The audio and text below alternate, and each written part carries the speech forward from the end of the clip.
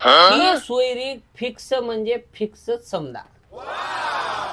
ते तुमचं बरोबर आहे, पण तुम्हाला आताच सांगालो, आमची पोरगी जेव्हापासून शाळेला गेली तेव्हापासून की नाही तिनं कधी रिकाम हात आलीच नाही घरी. घराच्या बाहेर गेलं काय भांडणं आणावं म्हणजे आणावंच. पोरग म्हणू नका, पोरगी म्हणू नका, मास्तर म्हणू नका, सगळ्यासोबत भांडणं ती.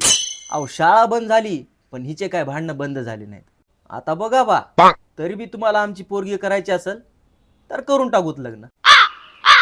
नाही नाही, तुम्हाला सांगतो, आता आमच्या घरची काय परिस्थिती.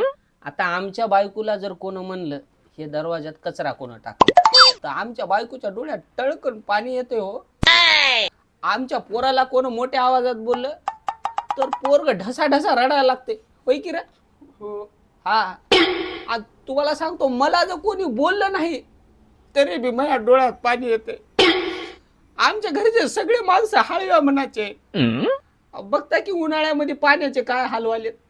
टँकर आलं तर बाईनं 2 बायाचे केस उपटाव आणि 2 घागरी तरी पाणी घरला आणाव. असली सून आम्हाला पाहिजे होती. घरात एखादी तरी असं भांडखोर माणूस पाहिजे. आम्ही असल्याच पोरीच्या शोधात होत्या. तुमची पोरगी आम्हाला 100% पसंत आहे.